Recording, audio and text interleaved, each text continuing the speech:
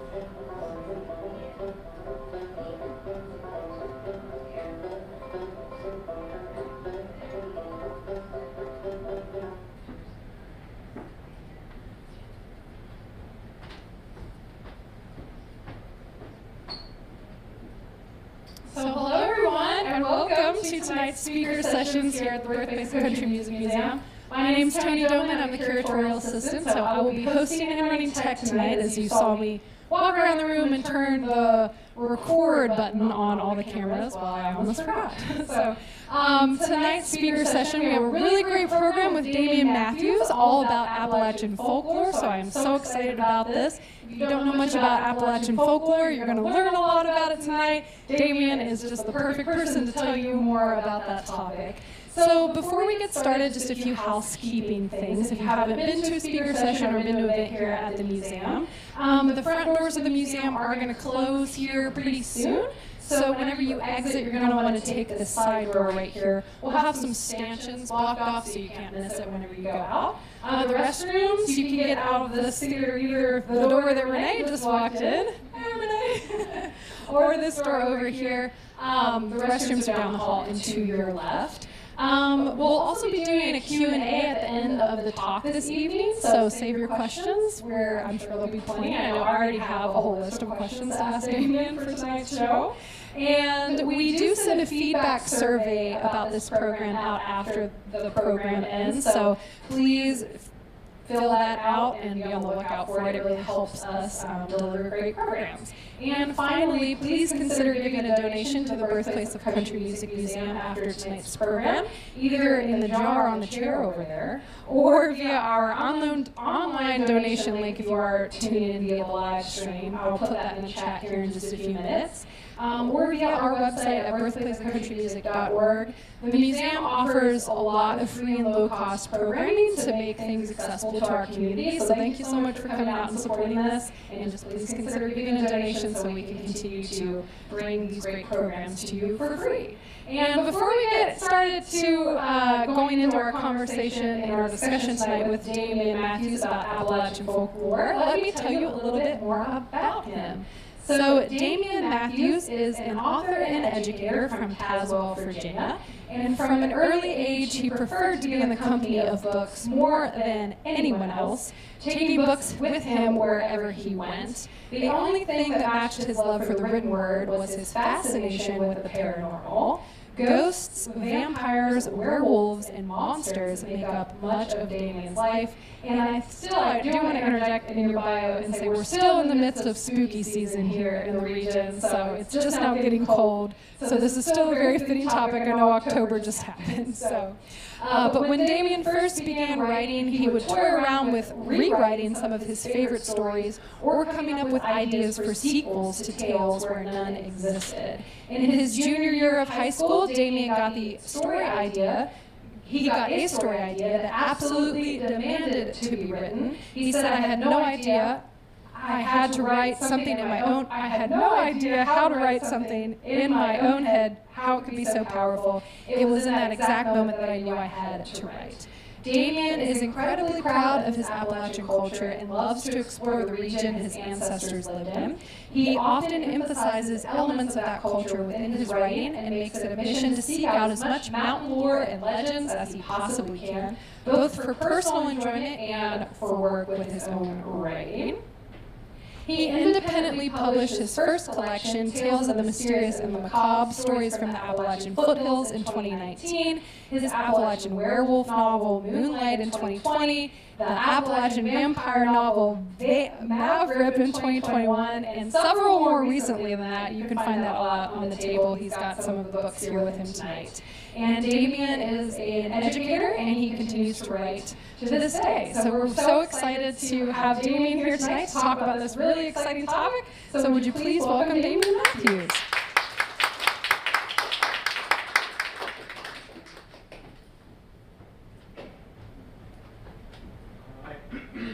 Thank you, guys. You were okay up there? Not quite, not yet.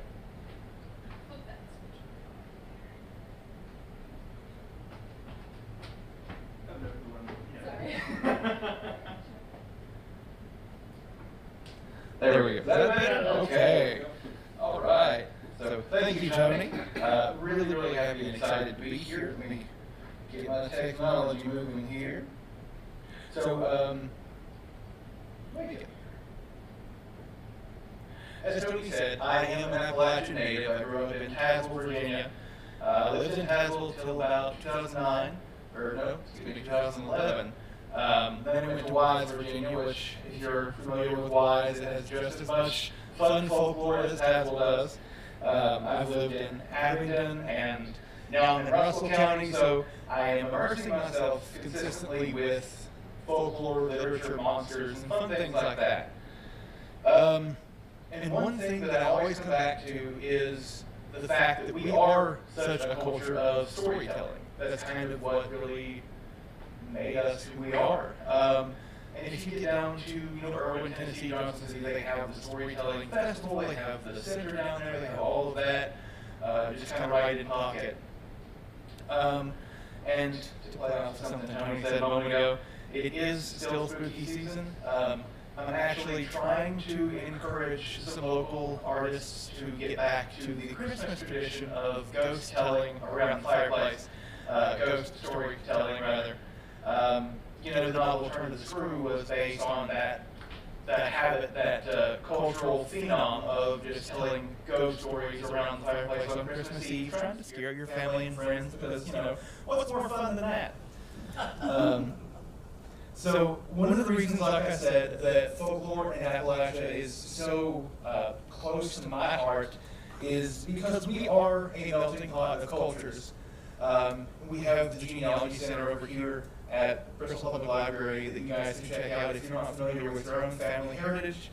I have delved into mine. I've found everything from Welsh roots to Scotch, Irish, German, English, and all of those things, all of those cultures come from storytelling.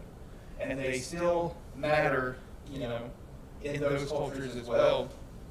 But as this area was being settled, one of the ways that, well, for lack of a better way to put it, one of the ways we kept from killing each other was by finding some ways that we related. And one of the best ways we related was through storytelling. We found very often that other cultures included stories similar to our own.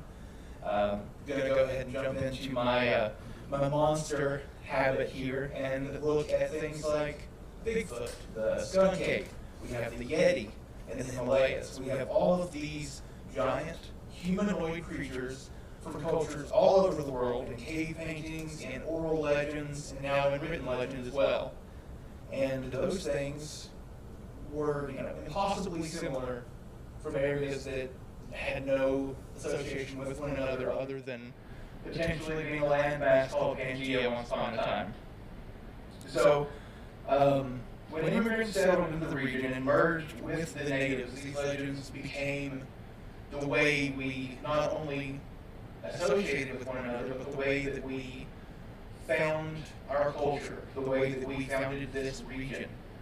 Looking at things like the woodbooger, the Mothman, the skunk ape, devil's looking glass in Irwin, Tennessee, all of these things come from a heart of storytelling, from the same things that myths like Zeus and Poseidon come from. It's a lack of understanding about the natural world. We made stories up, the natives in Irwin, Tennessee, Notice, the Nalachonki can flood like that. There could be rock slides on the Devil's Looking Glass. Anything like that can happen that made that area dangerous. But the natives, they didn't know about science and things like that, so they said, well, there's probably a demon in a cave on that mountain. Let's just stay away from it. Just things like that. So when we merged with the natives of this region, with other cultures, those stories became kind of the heart of our tradition. And I know I can remember growing up hearing the stories of my ancestors, my great-grandparents, my grandparents, and all of the well, for lack of a better way to put it, all the crazy things that they would tell me about that when I was little, I believed every word of it. And that's kind of how I fell in love with folklore and monsters. I can remember being very young, driving around, especially going from Tazewell to Marion, going across the back of the Dragon. And I was a pretty chatty kid. I'm a pretty chatty kid now, too. But my grandmother would just say, hey, why don't you look out the window, see if you can find Bigfoot while we're driving, because it's forest. I was 7, 8 years old, ADHD, very hyper, so she told me to basically hush up, So that kind of started my love of looking for those myths and legends, and I really haven't stopped. Throughout my young adult life, I've kind of gone around and collected those stories, and I've written them in my own words in several instances.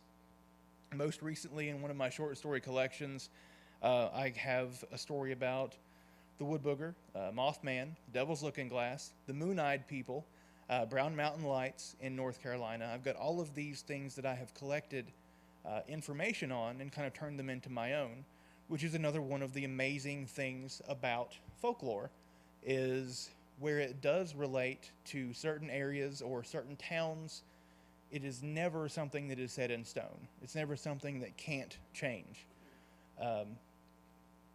Kind of looking at some of the cultures that I've mentioned already, the stories that kind of grew in this area were originally very much in that oral tradition, which is how they did change so much. And the way that they kind of became ingrained in the culture of our people. I'm going to look at the example of the Wood Booger himself, while I am wearing my Wood Booger socks as well. The Wood Booger was originally, it was a legend in the homes of settlers to Norton, Virginia. Let me stand up a little straighter here. So when people settled around the Mendota, the High Knob region, you have to find some way to tell your children, basically, don't be out after dark. Now we have things like the boogeyman or the news. But then they really just kind of had to go with what they could. So you're a fresh settler in this, woodsy, mountainous area. You say, well, don't go out after dark. The Wood Booger will get you.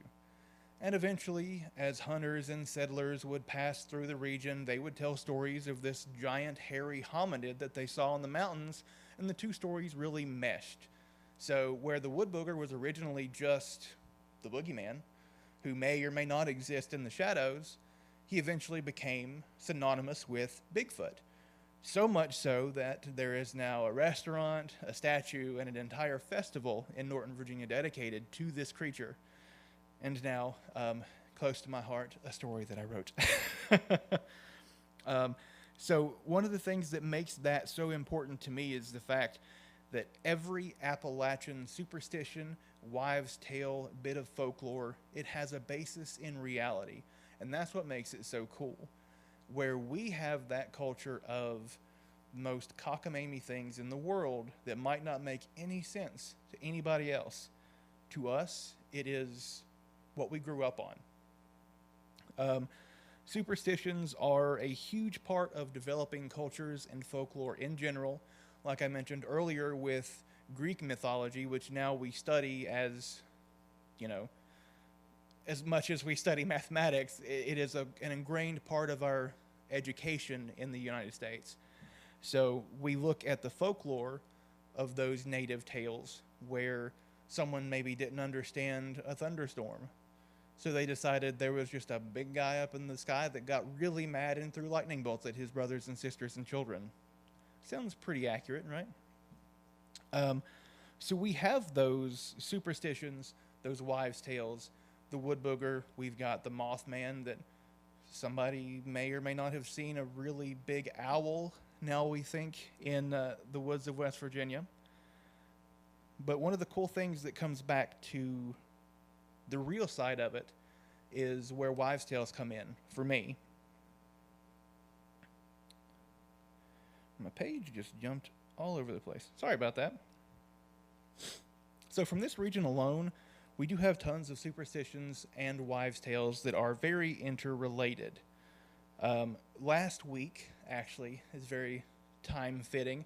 I got to bed, and I had just laid down, had the lights turned off, and I heard a screech owl outside my window. I'm not going to ask for any verbal responses, but how many of you have heard of any kind of myth or wives' tale including or involving a screech owl? Yeah. So the legend, as I heard it, was if you hear a screech owl after you get to bed at night, you have to tie a knot in the bedclothes or somebody you know will die. Now, that may not be has everyone heard it, because I did take to social media because I am, as much as it pains me, I'm a millennial, guys. Support groups meet on Tuesdays and Thursdays. But I did take to social media to ask how many people have heard similar rumors and stories and wives' tales. The people that had heard it exactly as I heard it were members of my own family, so make that what you will. But a lot of people have heard similar legends, similar wives' tales.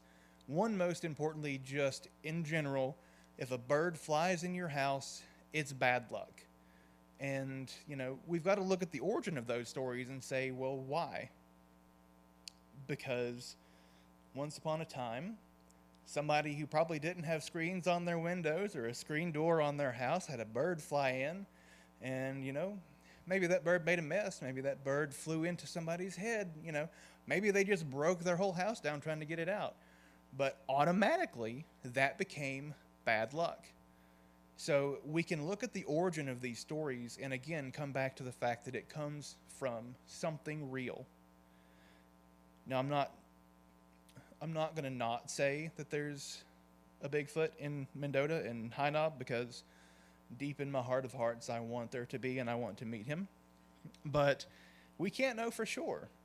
However, we can look at the science behind the folktale of the, my brain went blank, not the silverback, the mountain gorilla in China. For about 400 years, mainstream Chinese individuals did not believe the mountain gorilla existed until a scientist drug back a dead body and said, hey, here's this thing you've been talking about. It very clearly exists. And now we know, you know, with modern technology, we know these things exist. We see them in zoos. So there's not necessarily anything saying that Bigfoot does not exist. So there is still hope for all of us sad, delusional people like myself. But it comes back again to that reality that folklore is based on.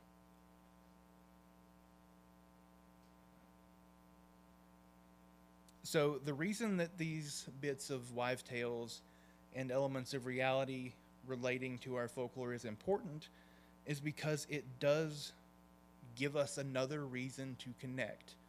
It does give us something else, because if, you know, Johnny Two-Tone down the road had a bird fly into his house last week and it broke his flat screen TV, it could happen to you tomorrow. So that's how we can relate to one another. That's how these stories continue. That's how our mountainous regions go from one step to another step to the greater step to, you know, let's have a festival in the name of this creature that may or may not be living on our mountain. It allows us to show everyone who comes to the area who has heard a similar rumor, wives' tale, or even religion from their own home country that they are not all that different from us, and that they can have a place here. because at its heart, the Appalachian region is a melting pot. Like I mentioned with my lineage, we've got Scotch-Irish, we've got German, we've got Italian, we've got a little bit of everything. People settled this region as they were going west. They decided, for one reason or another, they stopped here at the edge of Virginia in the beginning of Tennessee and said, I'm not going to go any further. So we have the stories from all of those cultures that we've adopted into our mountains or that may have already been here. And we get the fun task of not only trying to explore the origin of these stories, but figure out where does it come from. And it's not something that a lot of people really think about anymore, because as sad as it is, we do have the news that gives us more horrifying things to learn about. But in addition to letting us have that kind of verbal and oral tradition that lets us relate to other cultures, it gives us a reason to come together. When there were cowboys and Native Americans and German settlers all coming around and stumbling upon one another on the Appalachian Trail or wherever it may be, finding themselves beside of a campfire at night, they didn't really have a lot to talk about. So what happened? They told stories. Much like we can tell our ghost stories on Christmas Eve, they told their ghost stories around campfires, which we still do that. That's a fun summer camp thing to do. But the stories that make up this culture come from other cultures. They found a root in our area. I'm so sorry my page keeps jumping because I keep hitting a photo I've got on here. But it shows, like I said, that we are not all that different from them. It gave us all a reason to coexist, to settle, and to really find a reason to discuss these things. When a culture that revolves around myth and legend reads of an entire region built around the same thing, in other words, when people who move to this region or are studying this region in other countries, they see how intensely we look at our storytelling. It gives them a reason to look at their own stories, even if they're not necessarily looking at stories of the wood booger or of Mothman or, the devil monkey of Virginia, anything like that. It gives them a reason to look at the horror stories that may live in their own backyard. Or if you want to look at the nicer stories, I guess you can do that too. This is not my cup of tea, of course, but many small towns in these mountains have their own versions of recently nationally or internationally known tales. Mentioned Mothman earlier. Things like the Wampus Cat, the Wood Booger, Mothman, Devil's Looking Glass, and the Brown Mountain Lights. These are all things that have been in this region, and they've remained in this region. They have slowly spread. For instance, the Wampus Cat had its origins in Cherokee legend and lore.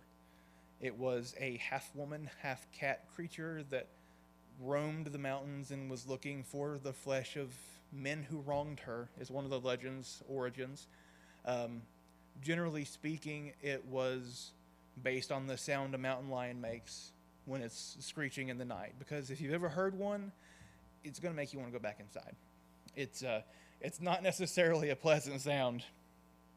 So these legends have remained and grown with the culture and its people throughout history.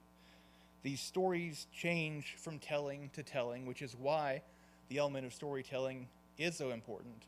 Because if we can trace it from my great-grandmother to your great-grandmother to her great-grandmother, we can see how each family, each teller, each person puts their own twist on it. We can see what is important within that person's mind as they tell the story and what is important in the region it's being told. Like I said, each town has their own ghost story. One of the stories from my hometown of Tazewell that I actually had not heard until I got into high school is about a cave named Higginbotham's Cave, otherwise known as Devil's Slide Cave. And the story that goes along with that tale is that it was just a cave in Thompson Valley. I believe it was at the foot of Knob Mountain, if you're familiar with that. And there was a cave that not many animals could go around and come back. A lot of cattle went missing. There were strange lights, strange noises, and generally nobody wanted to be around it. So a group of spelunkers came through the region. I believe this was in the late 70s, according to the legend that I heard. They took with them a few days of supplies, went down into the mountain, into the cave, and they had almost exhausted all of their supplies when they came to a sudden drop-off. They had enough rope to lower themselves down. I forget how many hundreds or thousands of feet this supposedly was.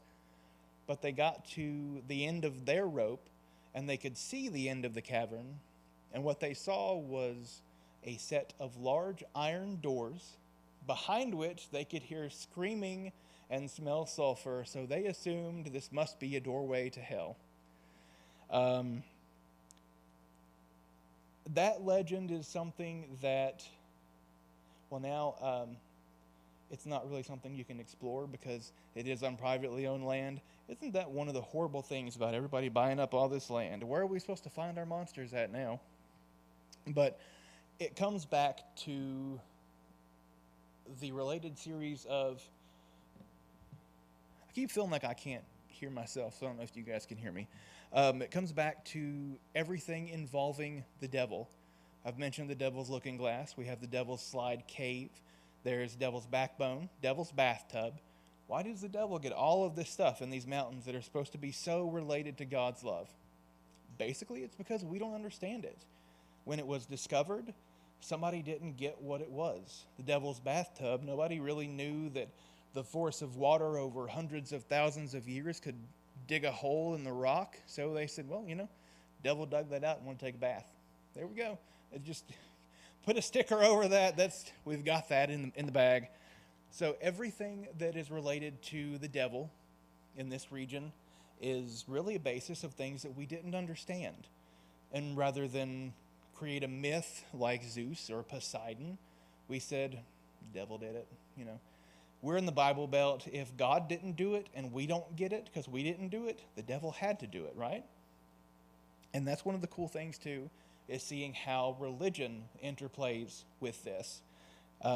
So one of the legends that I want to talk about next is going to be in my next short story collection, which this is the cover. My wife designed this cover. It's a very raw cover. It doesn't have my title card on it yet.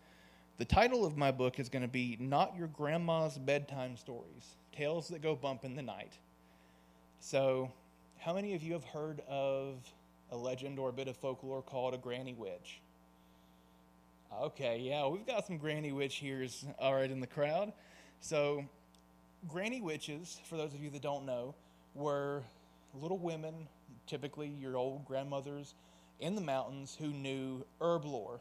Granny Clampett, if we look back at TV, would have been a granny witch because she had her rheumatism medicine, she had her little jug. So a granny witch was somebody who had herb lore. They had knowledge of what roots and herbs and barks and berries you could eat, consume, drink, use as a poultice, whatever it might be. They knew what would cure what ails you, basically. It wasn't always the corn liquor. Sometimes you had to get a little more into the nature. So a granny witch is somebody who knew about that. And everybody in the region knew who she was. They knew what she was, but they most of the time wouldn't really call her a witch, because we already know what happened in Salem when that started. But a granny witch was somebody who had that knowledge of the mountains, in the mountains. And I'm relating my granny witch to a raven mocker. Have any of you heard of a raven mocker in Cherokee lore? Okay, no raven mockers. Good deal. So a raven mocker is a creature that, is what it said. It was very bird-like. It was originally a Cherokee medicine man. They were, the kind of person who wanted to go above and beyond for their people. They wanted to know the utmost root of knowledge. They wanted to consume everything they could in order to carry on their legacy. And in doing so, they found a way to immortality. Ravens, of course, were known as the soul carriers, the knowledge bringers, and harbingers of doom. So in order to find the knowledge they needed for this, they had to get real close to the ravens. And the ravens taught them more than they needed to know. So raven mockers were known as someone who, they were very old, kind of decrepit looking, but they had the power to literally pull your heart out of your body without breaking the skin if they didn't like the way you were talking to them. You know, they had the power to end your life, or they could help you continue it indefinitely. So my granny witch is going to have to deal with a raven mocker, and you know, nobody wants to hear what happens when grandma is told that somebody else knows more than her. So let's just leave it at that one. But yeah, so my main goal with my writing is to touch base with my Appalachian heritage and touch base with that folklore that kind of rules this area. So one of the cool things that I get to do is go all around and hear the stories of families in small towns and coal towns and all of the fun dead-end hollers that we can find. So one of the things that I kind of wanted to share too is just the Brown Mountain Lights is very close to kind of a UFO type legend. And that's cool to me because UFOs are another thing that we don't necessarily understand based on science and just kind of in general. But the Brown Mountain Lights are not the only thing that rural North Carolina has to offer. And this is one that I haven't gotten to write about yet, but I want to talk about the Devil's Stomping Ground. Another one of those devil things. Have any of you heard of that? So also in rural North Carolina, the Devil's Stomping Ground is a circle of bare earth that is said the devil walks around and around and around. That little circle after midnight is where he ponders the people that he can't get to. It's where he goes to ruminate on the things that make him unhappy. And if the devil's particularly unhappy, what's going to happen in that area that he walks around in? Nothing grows. Nothing good happens. The legend has it that if anyone tries to stay overnight in the circle, they might just wake up and find themselves somewhere in the woods and have no clue where they are, where they've been, and what's going on. There's supposed to be a movie coming out about it, but I think it's going to be more of that kind of horror movie take as opposed to closer to documentary style. So that's not going to be as fun. But I think I am through everything that I had to say. Tony, would you like to add anything?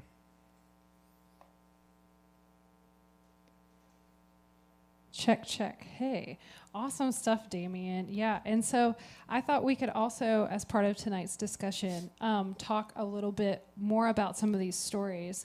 So everything you're talking about, connecting Appalachian folklore through your writing, tell us more about how you often emphasize elements of Appalachian culture in your work. So how does this come about, and how does folklore play a role in some of that? So, and tell us more about your short story collective and how you're tying that Appalachian folklore into what you're writing about. So basically, like, you're taking these stories and sort of almost reworking them or making them your own.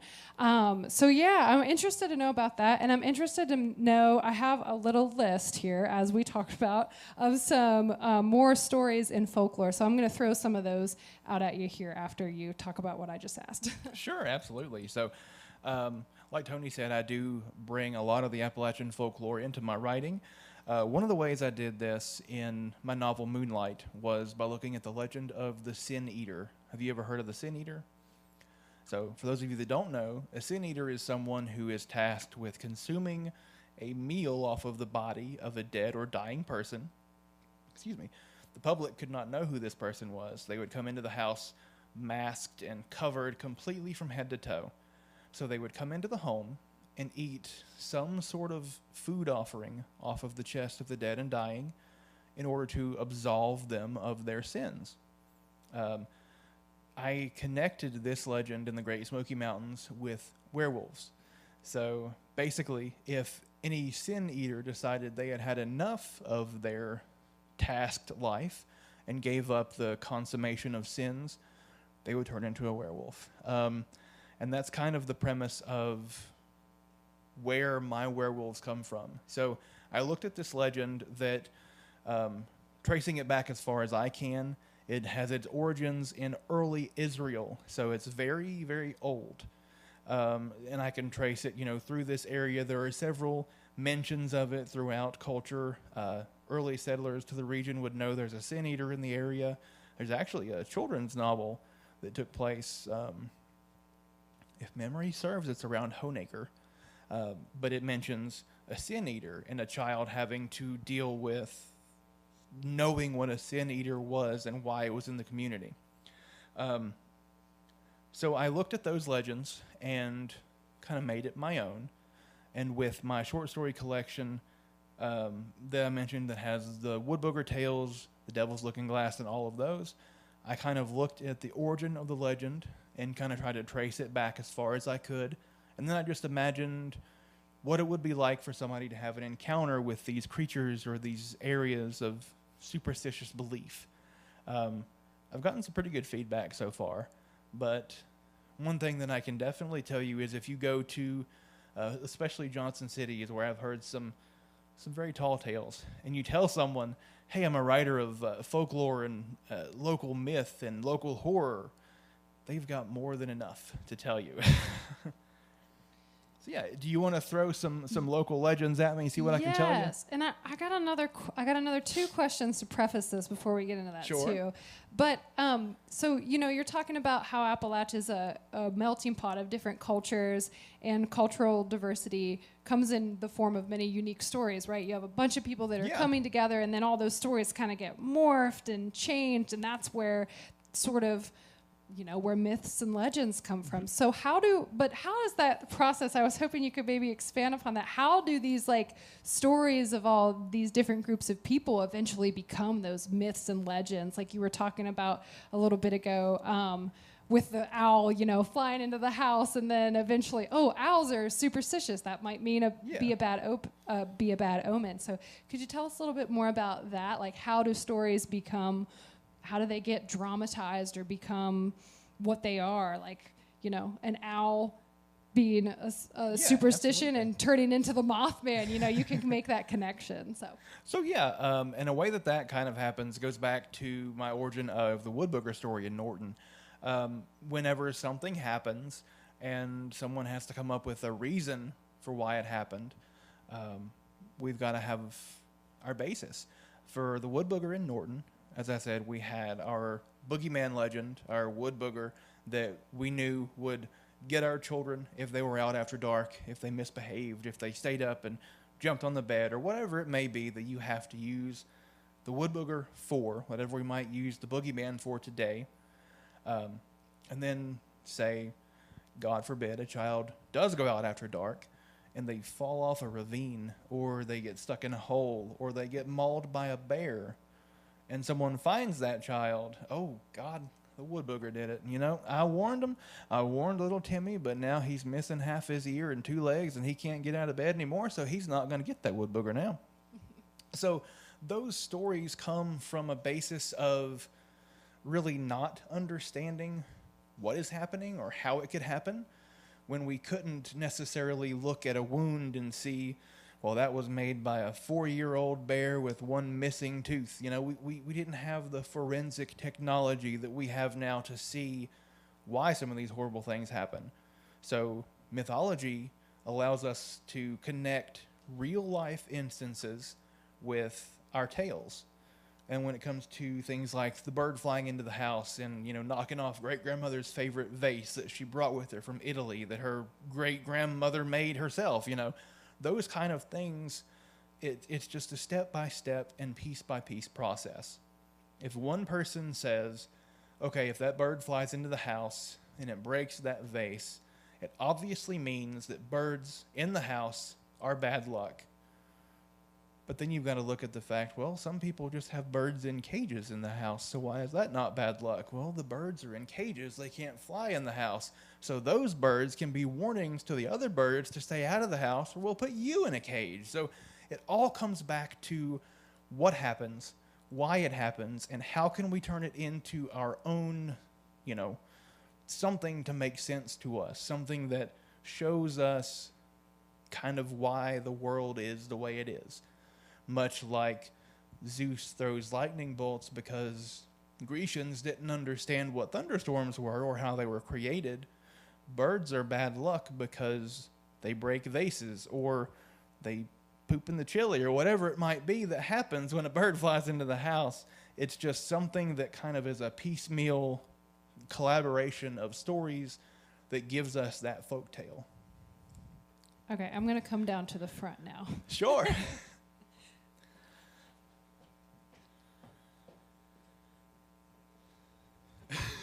I'm going to come over here. Okay. Hey. Hey, Damean.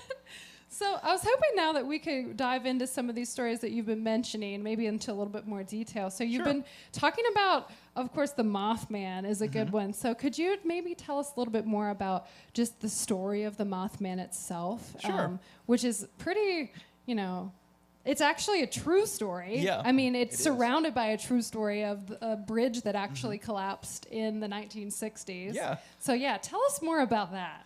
So the Mothman it originated in Point Pleasant, West Virginia, and it was around the TNT factory, which was an abandoned World War II, literally a dynamite storage facility. There were just some teenagers, I think they were teenagers, very young people out driving around, and they saw this gigantic 6-foot winged creature that sprung up out of the woods and chased their car into town. And they came back with this cockamamie story of this giant creature. We saw red eyes, we saw giant wings, it scratched our car. Somehow that turned into something we want to liken to a moth. I personally think Batman would have been a better option, but Batman was taken. So we've got Mothman. And not long after the sightings of Mothman originated, the first stories came out and then another, so those exponentially grew. And not long after that, the Silver Bridge collapsed, and it killed a number of people. And then the stories started coming out about people seeing Mothman all around the Silver Bridge right before the collapse. Some even claim to have photographic evidence of him landing on the bridge itself moments before it shattered and fell into the river and killed people. So the Mothman is now kind of similar to our Wood Booger. There is an entire festival that is dedicated to Mothman. There is a gigantic metal statue in the middle of Point Pleasant. They have capitalized on this creature in the most beautifully fantastic way. And for people like me, gigantic horror and crazy, creepy nerds, it's an awesome thing to go back and look at. But I've actually recently noticed that there are some sightings. I think one of them was in New Jersey, maybe 2021. Somebody claimed to see a big, giant, winged, man-shaped creature flying around a New Jersey airport. I don't know what might have been happening in New Jersey at that point in time, but I'm not sure Mothman was there. But we have seen, there are cultural bits of evidence of winged creatures similar to the description of the Mothman throughout history. Now, those kind of are more likened to thunderbirds, which is Cherokee lore for gigantic birds that would fly through the clouds, and when they flapped their wings, it caused thunder, kind of like a sonic boom. So we can kind of look throughout history and see similar legends, similar stories, cave paintings, all of these things that kind of can carry us all the way back to not necessarily an origin of our species, but maybe an origin of our storytelling. And if we liken the Mothman to a baby thunderbird, then who knows what might be out there lurking in the TNT factory now. Yeah, and I love, it's so interesting to connect, things that are actually happening to how it becomes superstitious, sort of. So, that bridge actually collapsed. Yeah. It was a real thing that happened. And people sort of try to figure out, okay, maybe the Mothman caused this. I've read things where people have said, the Mothman's good. He's warning you that the bridge was going to collapse. So there's so many takes on it because it's so mysterious, But yeah, so the Mothman has become sort of this emblem of like Appalachian cryptids, and Yeah. Appalachia has so many cryptids, especially West Virginia. So there's the Mothman, there's the Flatwoods Monster. Can you talk a little bit about that? Oh, That one? That's a really yes. good one that a lot of people don't know about, which is, just tell us about the Flatwoods Monster, Damean. So, and there are a few different origin stories about it too, but one of my favorite ways to describe the Flatwoods Monster is to kind of look back at a combination of the movie in the 90s called Mars Attacks, and then if you look back at the Flintstones and remember Kazoo, the little alien that flew around, that's kind of the Flatwoods Monster. If you merge those two, it was just a creature of varying height. It had a flowing silvery cape, a green face inside of a big fishbowl-looking helmet, and it could shoot lasers out of either its eyes or its fingers. But it was seen around Flatwoods, West Virginia, and I forget the year. I want to say it was the 50s. That's what I was thinking, 50s or 60s. Yeah. So it was a time, when we were freshly done with Roswell. The world was looking at the possibility of aliens. We had gigantic conspiracy theories involving UFOs, and we had a lot of real ideas of what aliens might look like. And most of the time, it was either the giant robots from the War of the Worlds, thanks to H.G. Wells, or it was creatures wearing big fishbowl-looking helmets, because that's what NASA told us we needed to wear in space. So we just kind of made that connection. And the Flatwoods Monster, it terrorized a family, and it's actually... I'm mixing it up with another legend that's very similar. Yeah, I think the Flatwoods Monster, and I just know this because I talked to them one time for Mountain Song and Story here on Radio Bristol. So I will help you with this one because I know sometimes they all kind of tie in together too. But the Flatwoods Monster was this group of young kids I think it was the late 50s, saw something crash into these woods in Flatwoods, West Virginia. Yeah, and they came up and they saw this like floating creature that Damean just described. And one of the boys, I mean, he's a grown man now. He's an elderly gentleman who lives in Braxton County, West Virginia, and he's still living. I mean, this is something that someone really experienced, like a thing that they actually saw. And yeah, so it's just a thing that happened. People didn't believe him. They thought that they were kids. And they were just making up some story, and this gentleman stuck with his story for his whole life. I believe he's still living, and saw something in the woods. And I think that's really, this is where folklore kind of derives from, is seeing something, not being able to explain it, maybe trying to explain it in a way, and then it sort of just grows and becomes its own thing over time and changes. Yeah. I mean, and then an artist's description of the Flatwoods Monster might be totally different from what he actually saw in the woods. So it's really interesting how it can just like change and morph over time for sure. Yeah, and that's kind of have you heard of the Beast of Grafton? Oh my gosh, tell us more. So the Beast of Grafton. I haven't heard about that one. It's another West Virginia legend. And, growing up in Tazewell, I'm 30 minutes from the West Virginia border. I don't know what's going on up there. That Mountain Dew flows heavy up there, guys. But the Beast of Grafton is supposedly kind of like a big, gray, Incredible Hulk, but it had no head. It had no visible head. It was just a big, gigantic, muscular body. And supposedly it would terrorize people in the woods and on the outskirts of the town of Grafton, West Virginia.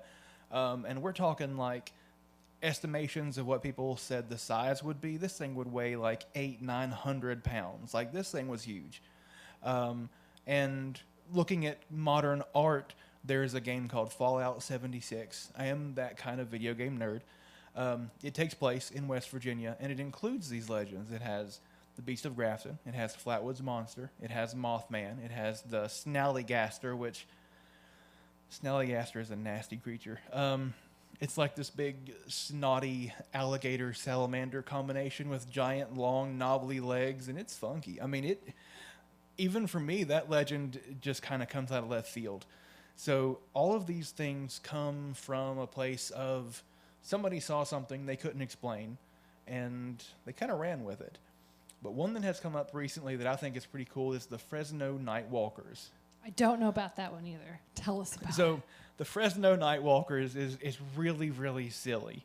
But it's these closed-circuit TV cameras. I don't know if it was a home security video or what it was, but they picked up these blurs that looked like they were walking through a yard. And what it essentially looked like was two big legs, and you could see eyes inside of a head, and it was a group of them just walking across the yard. So now those things are kind of Fresno, California's claim to fame. They're the Fresno Nightwalkers, and they're in a lot of cryptid groups on social media. There are little plushy Fresno Nightwalkers you can order online, and it's just something that, and this is, from recent years, and these legends are still, they're waking up, they're coming around, they're being told and started and finished, I guess, in some cases, because not a lot of people know about the Snallygaster or the Beast of Grafton anymore, but I'm that kind of person. Yeah, and you've also mentioned a couple other stories, like the Brown Mountain Light. Yes. Tell us a little bit more about like the details on that story, because that's pretty close to home here. That's North Carolina, which is really close by. Yeah, I think it's Brown Mountain, North Carolina, and I want to say it's maybe around 2 hours drive from here. I'm fairly certain you can get on 421 and get to Brown Mountain. But it's just when, I believe, the season is from October to March is when they're more prevalent, but it's just lights that almost kind of look like ball lightning. They come up through the trees on Brown Mountain. You can see them on the overlooks. You can park along the highway. People will actually flock to the area to see these things. And it's literally just balls of light that'll come and they'll dance over the trees and they'll go back into the woods and pop up somewhere else. And there's not necessarily a set time or a set number of them or a set color. They're just kind of there. People have tried to explain them away as swamp gas, ball lightning, headlights reflecting off of things. And there was even a show called, it's not Fact or Fiction, Fact or Faked, that's what it was. It was called Fact or Faked. And they would look at paranormal and unexplainable videos that were posted online, and they actually went to Brown Mountain, and they went into the woods, and two of the team members went into the woods and tried to recreate the lights while the other members tried to record. Nothing they did kind of made it seem like the same thing. But while they were there, they did actually capture the lights on film, and nobody that was in the woods saw what was happening, saw what could have caused it. It's just kind of an unexplainable thing.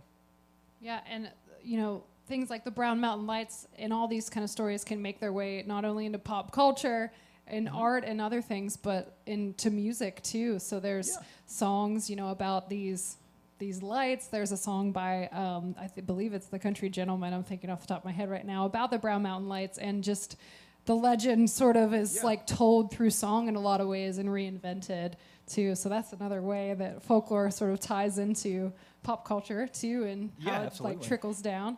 But Damean, also tell us about, you mentioned the Devil's Tramping Ground, and you mentioned, tell us exactly what that is. Like, what's the visual there? Because you were saying, the devil is walking in like a circle and there's like a ring around, but it's an actual thing. Like you can actually go and look and see this ring, which is like wild to me. Yeah, and then there's also like fairy rings. And tell us a little bit about those, like, where it's like a ring of mushrooms and there's magical folklore. That dichotomy is really cool to me too. So like I mentioned, the Devil's Tramping Ground or Devil's Stomping Ground, or however I've heard it called both. Also the Devil's Toy Box, which is something else completely. But it is literally, it's a circle, and I forget the exact dimensions, but imagine someone, about 6'5", walking around in a circle in a clearing in the woods, and it's not that far off of the main road. But you can go there, you can physically stand in this circle of bare earth. But you probably don't want to. True, yeah. But scientists have taken samples of this dirt. For all intents and purposes, it is healthy dirt.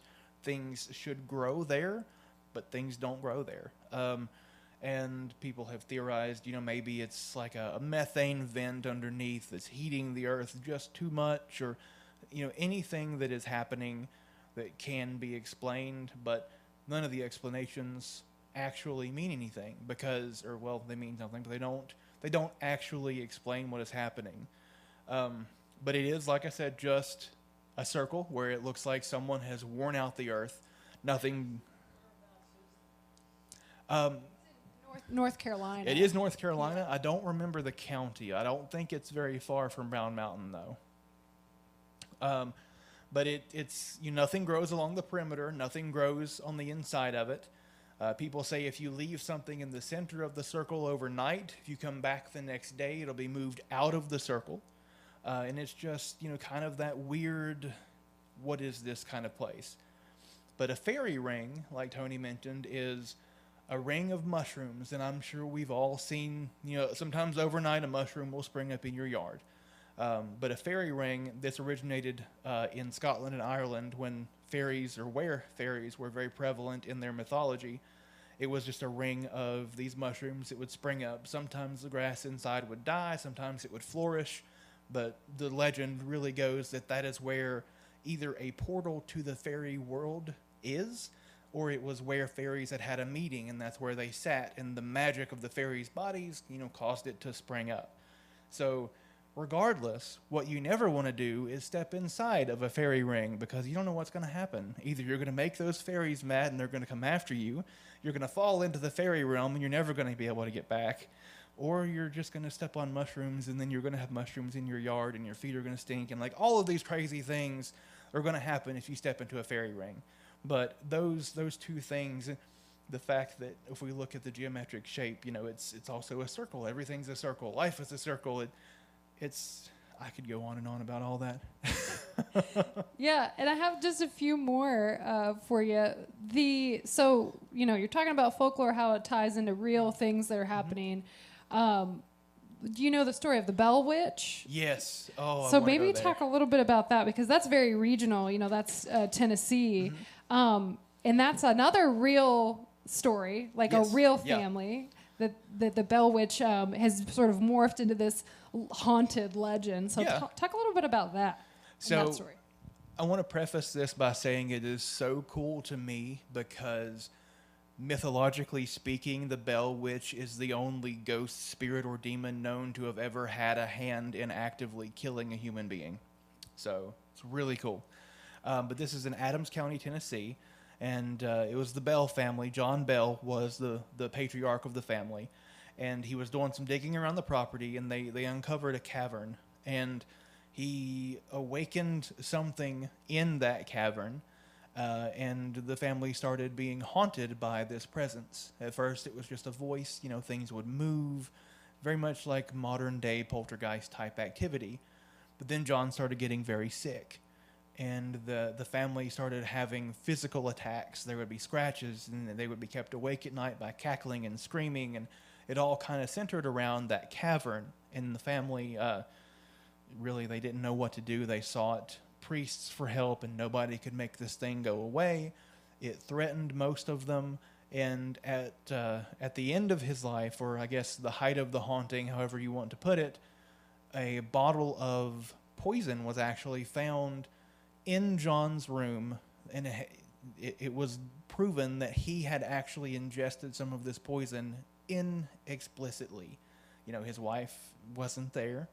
None of the kids put the poison in whatever it was he was eating or drinking, but something poisoned John Bell. And after he died, the haunting kind of backed off. It went away. And now it centers around the cave. You can go to Adams, Tennessee. You can look at the whatever remains of the Bell family's plantation. You can go into the cavern. I've known a lot of paranormal teams that would go and they'd hear voices and they'd get chills. And I believe there are some EVPs that have been captured and shared that took place in the Bell Cave. EVP is electric voice phenomenon, or electronic voice phenomenon. It's kind of a recorded ghost voice for anybody who doesn't know. Yeah, and so just I guess to wrap things up here with a couple other sort of like cryptid folklore stories around the region. One question before I turn it over to the audience is, do you know or would like to share any other sort of regional folklore tales or stories with us tonight? And let me just read you the rest of this list, because I know we talked before this, and I know you might not know all these details and stories, but I want to just throw some of these out here.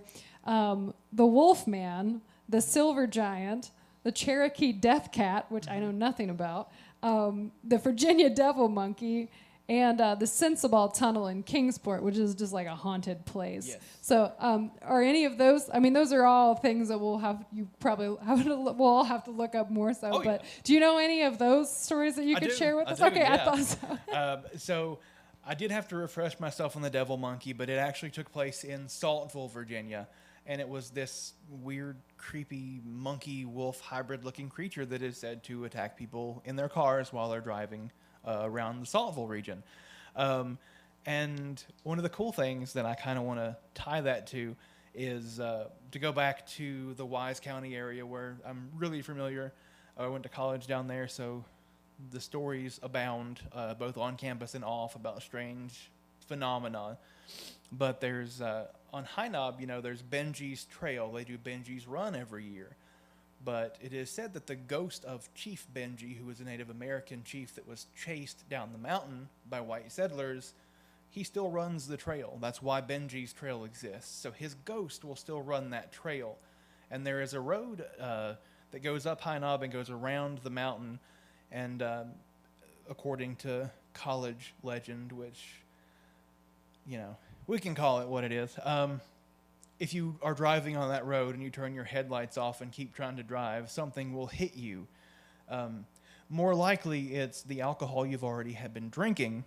But there was a guy in college when I was down there at UVA Wise who he did have a pretty sizable dent in his driver's door, and he swears up and down that he was driving past High Knob, turned his lights off, and within a half a mile something butted the side of his car and about knocked him off the road. And he was such a good driver, and he never would have done anything wrong.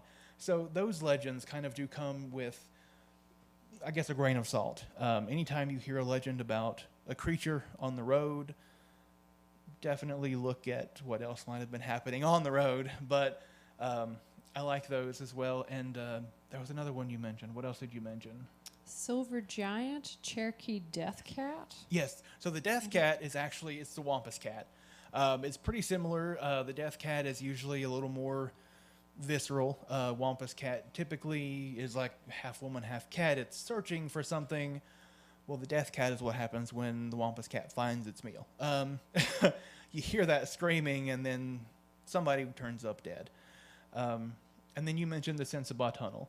So I love that legend. I've been to Sensabaugh Tunnel, but it was flooded and I couldn't drive through, so it was heartbreaking.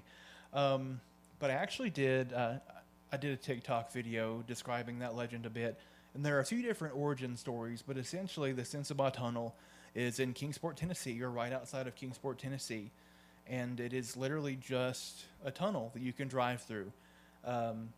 Legend is that if you're driving through and you turn your car off, you can't turn it back on. You could hear babies and women screaming inside of the tunnel. If you just stop your car and don't turn it off, you can either get pushed back out or get pushed all the way through. It's all kinds of your typical ghost and car legends. But one of the coolest origin story, one of the most macabre origin stories is that Old Man Sensabaugh, he let I guess at the time it would have been a transient or a hobo, he let this man stay in his home and found out that the guy was injured. So sometime in the night, the man died, and without really knowing what else to do, he just buried him out in the backyard, as you do when a strange, uninvited human dies in your home. You just bury him in the backyard. So it is said that that ghost is what haunts Sensabaugh Tunnel. One of the more gruesome legends is that Old Man Sensabaugh himself killed his wife and children and buried them by or in the tunnel, and they are who haunts the area. Then, of course, there is another origin story. that says someone broke into the Sensabaugh home and stole a bunch of jewelry and the infant child of Old Man Sensabaugh and his wife. And in order to get away, he said, "Do not follow me. I've got this baby. I'll leave it somewhere if you let me get X amount of space away." They followed anyway, so he drowned the baby in the tunnel and left it there. So all of these origin stories, we don't necessarily know which, if any, are true. I've known several people who have gone to the tunnel and said they've experienced the crying baby and they've felt their vehicles be pushed. And I'm a little jealous, but... Yeah, and it's interesting too. I'm also very into folklore, and I sometimes host a show here about Appalachian folklore here on Radio Bristol. But I always find it interesting how, you're talking about like folk tales sort of they become their own thing after time, right? Yeah. And sort of like the fear of a legend like that, like a place where you're going to it and you're experiencing, it's already spooky, so, I'm already scared, I'm in this place. So it's sort of like building upon that emotion, and that fear is like building and like almost feeding into the story, and it sort of like morphs and grows over time. And something we talked about last month here on the speaker series here at the museum was about murder ballads, and how murder ballads were sort of cautionary tales for young women to be aware and to be weary of the dangers out there in the world. And I think folk tales and folklore follow that theme a lot of the times too, where they're hey, don't go into this tunnel. It's scary. Yeah. It's dark. It's dangerous. So here's some legends and a story around it that someone might tell their children or tell somebody. So just avoid that place. So folktales are really interesting in the sense that they can almost be cautionary tales as well, to like stay away from a place. And I did want to share too, Damean, now that you're talking about some of these stories, is folktales they have such a lasting tradition, a global tradition rather. I mean, the oldest fairy tale does anybody actually know in the audience what the oldest fairy tale actually is? It's Cinderella. Yes, David. Cinderella has stories in different versions all across globally. I mean, and I'm not just talking hundreds of years, I'm talking thousands of years. So a lot of these stories, like, it's the same thing with music. Over time, they sort of change, and they changed based on who is in what place. So people bringing their traditions with them from everywhere that people came from in Appalachia and coming here to this region and having those stories change based on those experiences are very interesting. So yeah, I think folklore is it's a big topic, and we really appreciate you coming in tonight to share some of these interesting, spooky stories with us, Damean. So thank you so much for being here. Yeah, thank you for having me. Yeah, I've really had a good time. And I will open it up to any questions to anyone. And Renee, if you wouldn't mind maybe helping me walk around with the microphone so I can check the chat too to see if we have any questions there.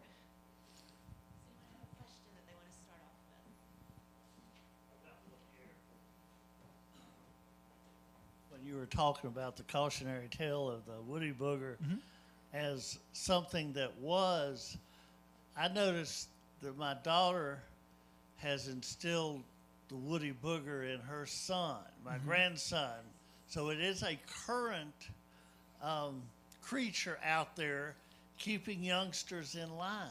That is a good thing. We all know what kind of trouble kids can get into, especially in the Norton and Wise County, Virginia region. Chief Benji will chase him too. If the Wood Booger can't get him, Chief Benji will. One way or the other, somebody's going to keep that child in line. Have a question?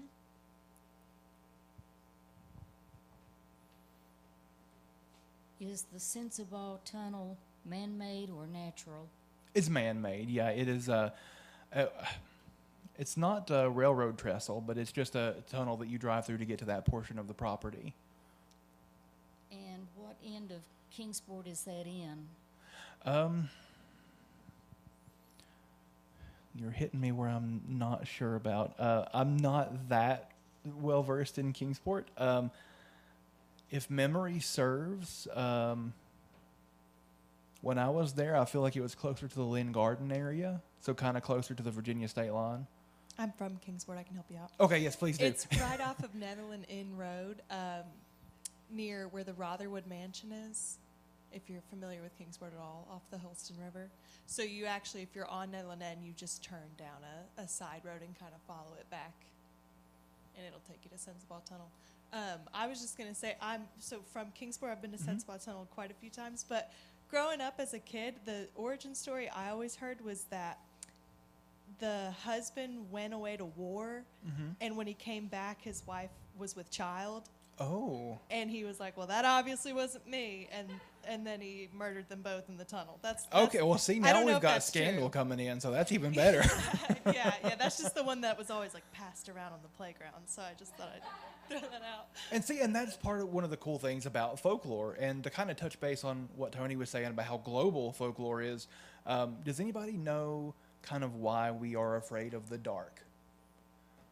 Because it's scary. Exactly. But what our parents always told us is there's nothing that's there in the dark that's not there in the light. But the reason, one of the many, many reasons we're afraid of the dark is because before electricity was invented, man, we farmed, we hunted, we did all these things that we required light for. So we would go to bed when the sun went down. We would wake up when the sun came up. But that's sometimes 12 hours a day. So a lot of people would have kind of a 1, 2, 3 a.m.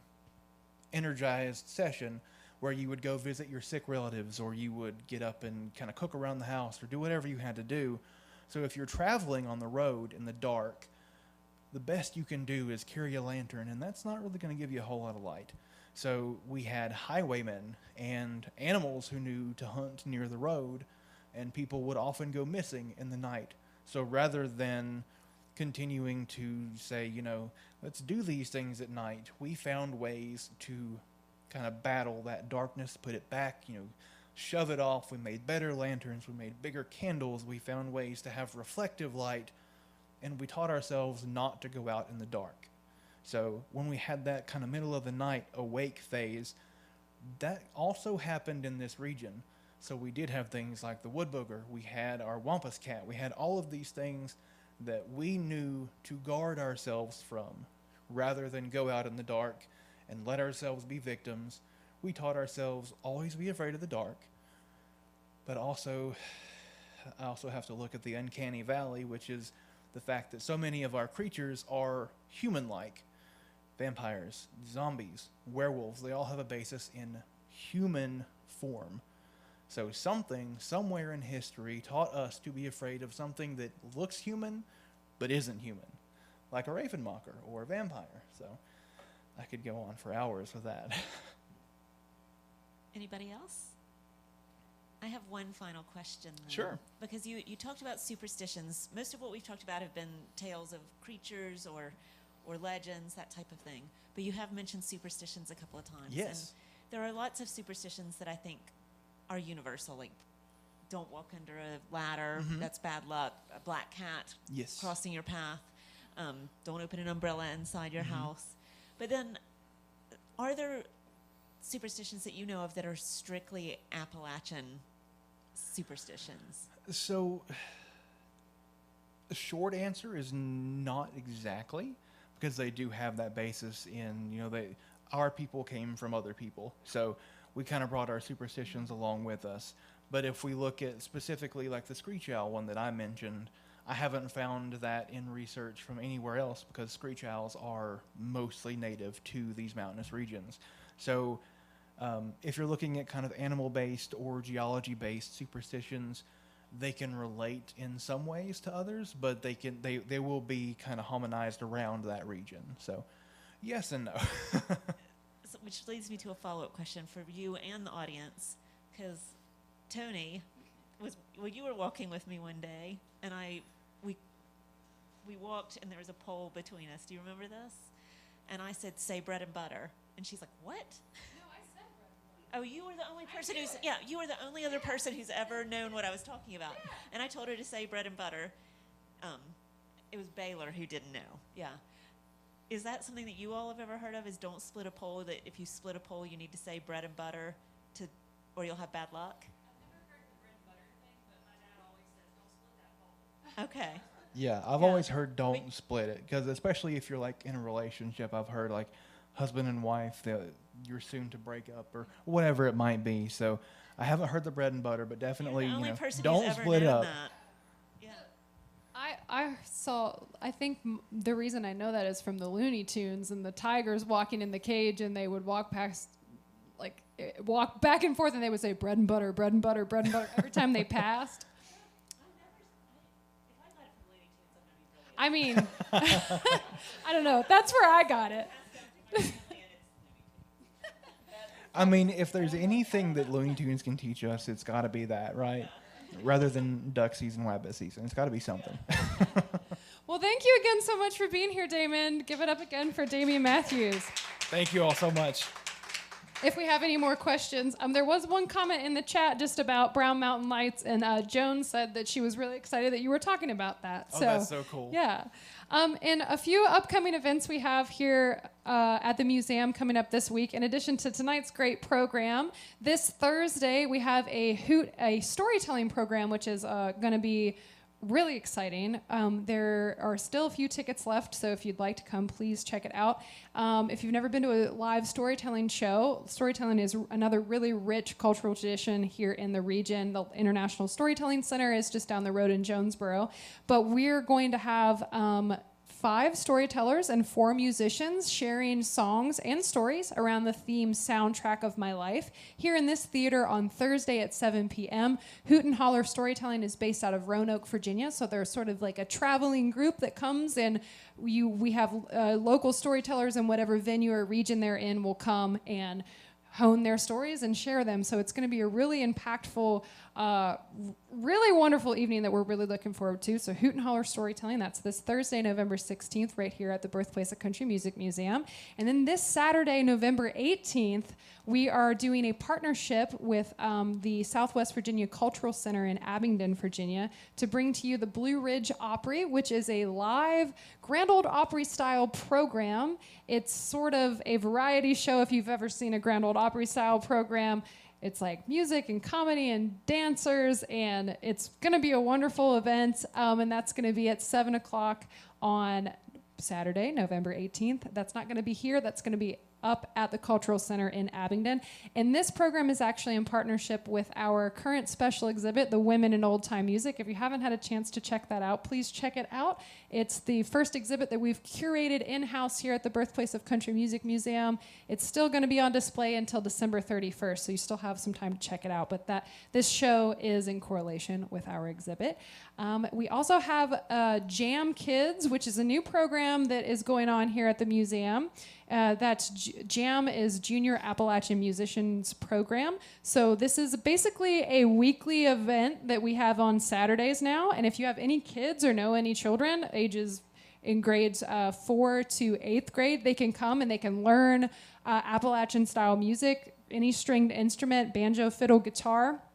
And we have the Jam program is a regional program, so they have different instructors who come and teach that music. It's really low-cost programming, and it's just pretty much designed to get kids interested in music. So it's sort of like informal learning. You don't have to come here every single week. You can bring kids can come and learn a one-off lesson, or they can learn, come every Saturday. So it's designed to sort of be a drop-in learning situation. So that's going on. That's going on every Saturday at 10:30 a.m. here in the museum, and registration is encouraged. And then next up in December, we're already talking about events in December. I can't believe the year is getting away from us. Friday, December 1st, we do a monthly story time. That'll be our next story time. We do a monthly story time right here, right outside of this theater here for the little ones, toddler-aged children and their grown-ups can come and hang out with us and do a story time. And then finally, December 9th and 10th is another Women in Old Time music program that we're putting on. We have a songwriting workshop with a singer, incredible, legendary musician, rather, is what I'm going to say, Alice Gerard, who is a pioneering woman in bluegrass, just an incredible musician with many accolades to her name. She's going to be doing a songwriting in the tradition workshop here in December, and there's still a few spots left. So if you ever wanted personal one-on-one time to hang out with Alice Gerard, come sign up for our songwriting class because that's going to be incredible. And we do this speaker series once a month here at the museum. It's always free. And our next one, I believe, is going to be December 12th. I didn't write it down on my paper. I only got to December 10th. So check our calendar. You can visit birthplaceofcountrymusic.org for all of our events. And we really appreciate you all coming out. Thank you so much. Have a good night.